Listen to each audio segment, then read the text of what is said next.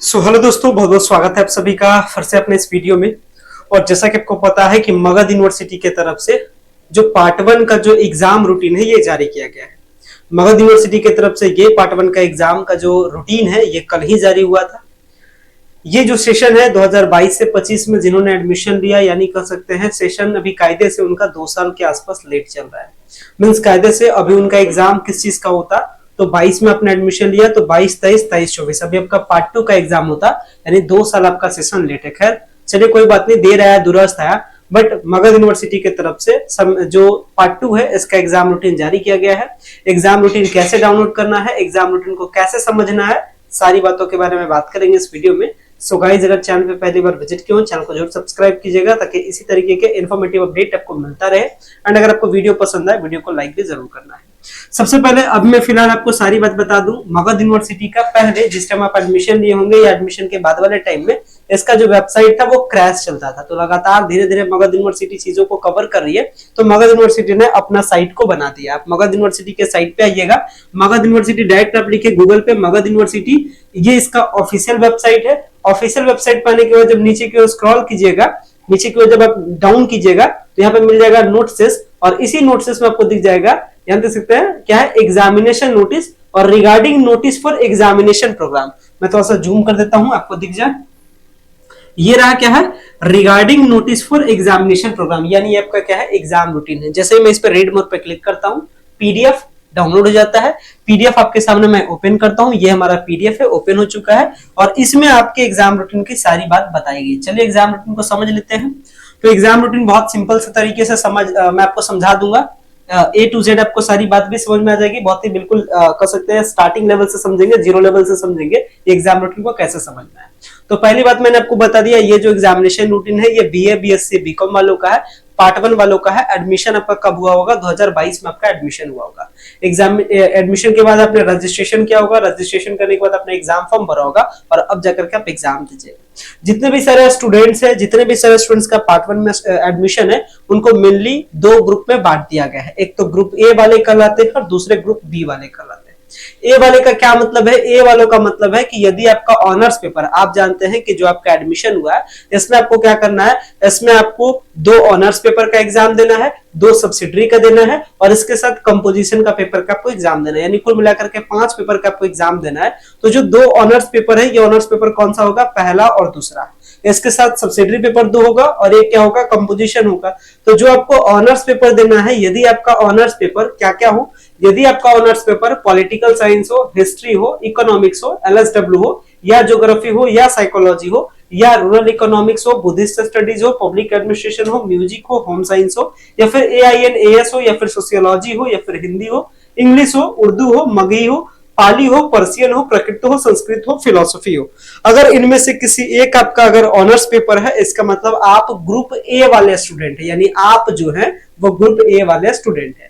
और यदि आप साइंस में है, यदि आपका फिजिक्स है, इलेक्ट्रॉनिक्स है, मैथ है, तो इसके साथ यदि आपका बॉटनी है, जूलॉजी है, या फिर आपका कॉमर्स है, अगर आपका ये ऑनर्स पेपर है तो आप ग्रुप बी वाले हैं। यानी ग्रुप ए में कौन आते हैं, ग्रुप बी में कौन आते हैं, आई थिंक ये आप समझ गए होंगे। आगे बढ़ते हैं। जो आपका एग्जाम है वो 12 मार्च से स्टार्ट है, इसे देख सकते हैं। और सबसे पहले जो ऊपर में रूटीन है ये है ऑनर्स पेपर का। मैंने आपको बता दिया 2 ऑनर्स पेपर है, पेपर 1, पेपर 2। तो जो ग्रुप ए वाले हैं इनका देखिए क्या कहता है कि एग्जाम फर्स्ट सिटिंग सुबह 10 से लेकर के दोपहर 1 के बीच में पहला सिटिंग और दोपहर 2 से लेकर के शाम के 5 बजे दूसरा सिटिंग। जो ग्रुप ए है मैंने आपको बता दिया कौन ग्रुप में आते हैं, कौन ग्रुप बी में आते हैं। तो ग्रुप ए वालों का एग्जाम 12 मार्च को पहला पेपर है, किस दिन, 12 मार्च को मॉर्निंग शिफ्ट में, मतलब पहले सिटिंग में। फिर 13 मार्च को आपका क्या है, दूसरा पेपर है ग्रुप ए वालों का। वही अगर ग्रुप बी वालों के बारे में अगर मैं बात करूं तो आपका भी पेपर, पहला जो पेपर है ऑनर्स का वो होता है 12 मार्च को, और वो कौन सा टाइम होता है, शाम के टाइम में। इसी तरीके से जो आपका दूसरा पेपर ऑनर्स का है ये किस दिन होता है, ये आपका 13 मार्च को होता है। केमिस्ट्री वाले स्पेशल है क्योंकि केमिस्ट्री में 3 ऑनर्स पेपर होता है, ए बी सी। तो जो केमिस्ट्री वाले स्टूडेंट है, जो साइंस वाले स्टूडेंट है, जो ग्रुप बी में आते हैं, उनका केमिस्ट्री का ए पेपर 12 मार्च को शाम के टाइम में, फिर केमिस्ट्री बी का दूसरा पेपर 13 को, फिर केमिस्ट्री सी का तीसरा पेपर जो है वो होगा 14 मार्च को। इस तरीके से ये ऑनर्स का है। ऑनर्स के बाद आगे चलते हैं, जिसको हम लोग क्या कहते हैं, जिसको हम लोग सब्सिडरी का कहते हैं। अब ये क्या है, सब्सिडरी एग्जाम है।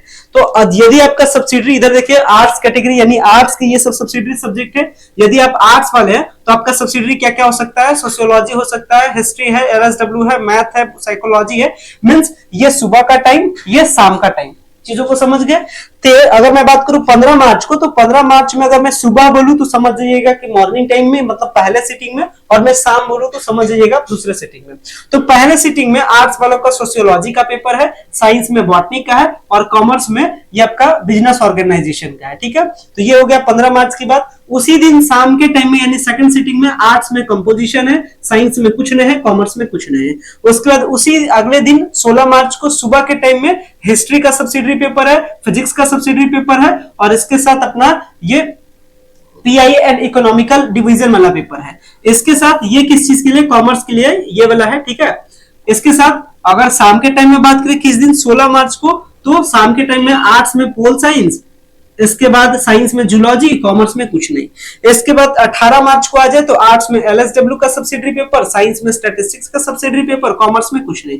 उसी दिन यानी 18 मार्च को शाम के टाइम में क्या हो जाएगा, आर्ट्स में म्यूजिक एंड स्टैटिस्टिक्स का पेपर, साइंस में केमिस्ट्री का, कॉमर्स में कुछ नहीं।